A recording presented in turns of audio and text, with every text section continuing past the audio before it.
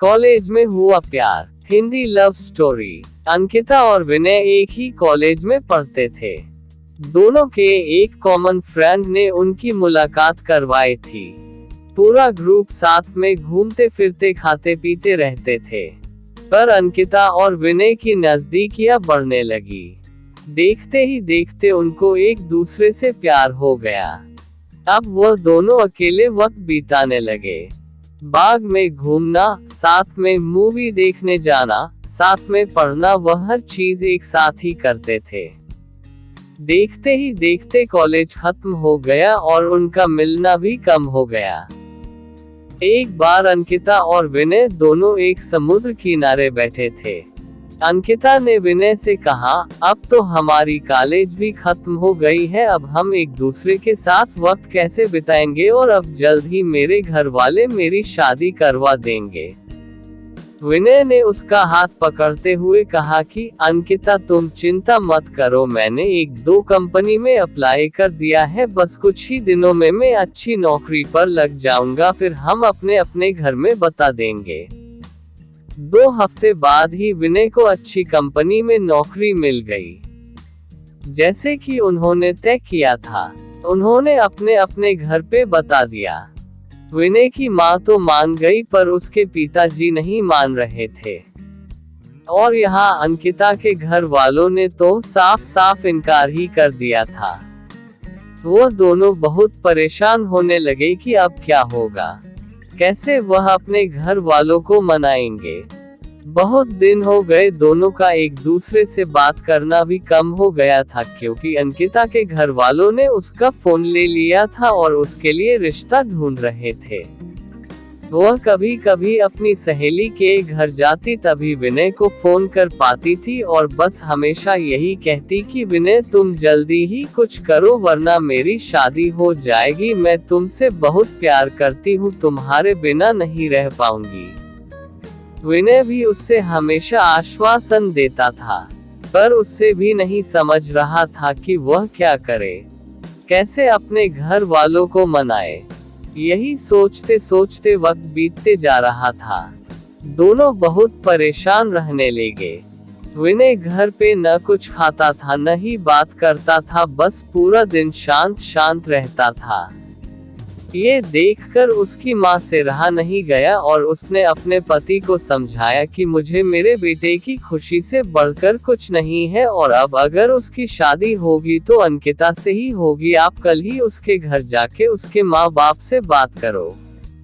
अगले ही दिन विनय के पापा अंकिता के घर गए और अंकिता के माँ बाप से बात की और उन्हें समझाया कि हमारे बच्चों की खुशी में ही हमारी खुशी होगी।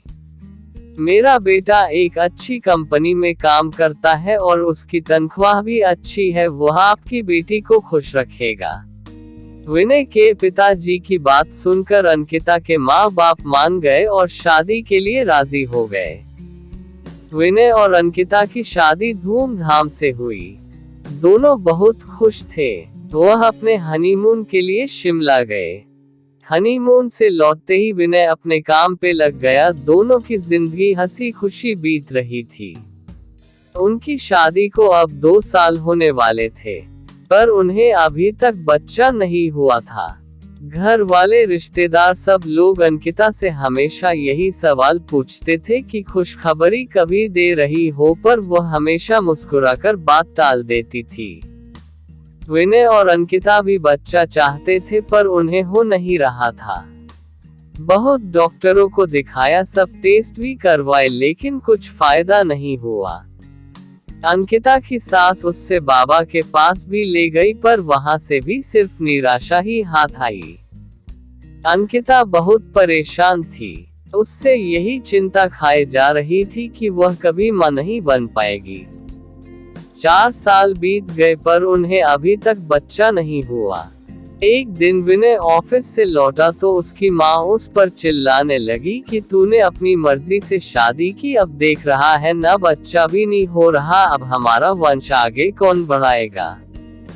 लोगों के ताने सुन सुनकर मेरे कान पक गए हैं, आखिर हमें भी इच्छा होती है कि अपने पोते पोतियों को देखे। ये सब अंकिता सुन रही थी। विनय ने अपनी माँ को समझाया कि जरूरी नहीं कि आपकी बहू में ही कुछ कमी हो, मुझ में भी तो हो सकती है, आप शांत हो जाइए। जैसे तैसे उसने अपनी माँ को चुप करवाया और अपने रूम में चले गया जहाँ अंकिता वहाँ बहुत रो रही थी। विनय उसके पास गया और उससे गले लगा कर कहने लगा, तुम चिंता मत करो, सब ठीक होगा, मैं हूं ना तुम्हारे साथ, मैं तुम्हारा साथ कभी नहीं छोड़ूंगा। और माँ की बात का बुरा मत मानो, वो ऐसे ही कहते हैं, गुस्से में जाने दो, खाना लगा दो, हम साथ में खाते हैं। अंकिता थोड़ा शांत हुई और खाना लेकर आई। दोनों ने साथ में खाना खाया और सोने लगे। पूरी रात अंकिता यही सोचती रही कि कैसी औरत हूँ मैं जो अपने पति को बच्चा भी नहीं दे पा रही, अपना वंश को आगे नहीं बढ़ा पा रही, कितनी बदनसीब हूँ मैं। वह पूरी रात नहीं सोई और बस रोए जा रही थी। सुबह हुई, सब अपने अपने काम में लग गए। विनय भी ऑफिस के लिए निकल गया, अंकिता भी अपना काम करने लगी, पर उसके दिमाग में वही रात वाली बात चल रही थी। पूरा दिन यही सोचती रही।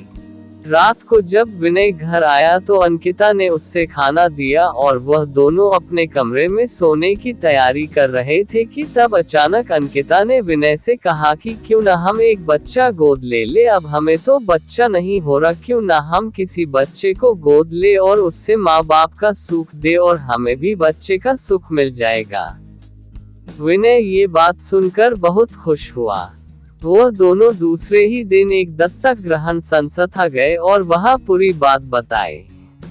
दत्तक ग्रहण संस्था वालों ने कहा कि आप एक फॉर्म भर दीजिए, जैसे जैसे ही सब जांच पड़ताल हो जाएगी आपको फोन आ जाएगा।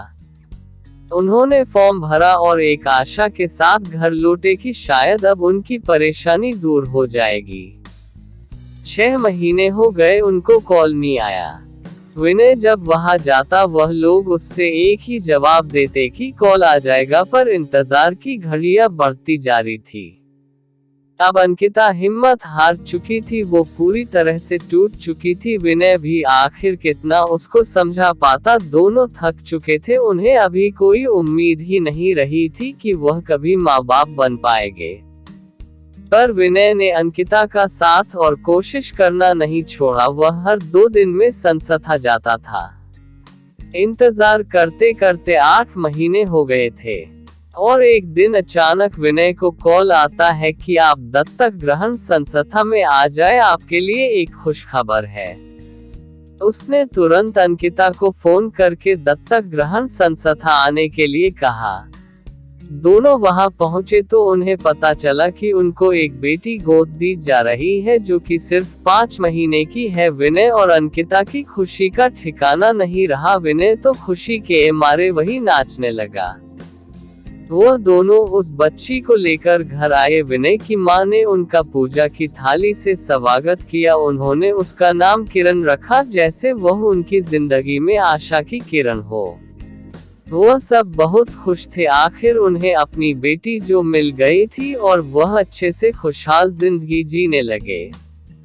बस यही होता है प्यार, जो हर वक्त में तुम्हारा साथ दे और यकीन दिलाए कि हमारी परेशानियां हमसे छोटी होती है और हमें कभी अपने जिंदगी में उम्मीद नहीं छोड़नी चाहिए। विश्वास हो तो हम सब कुछ पा सकते हैं।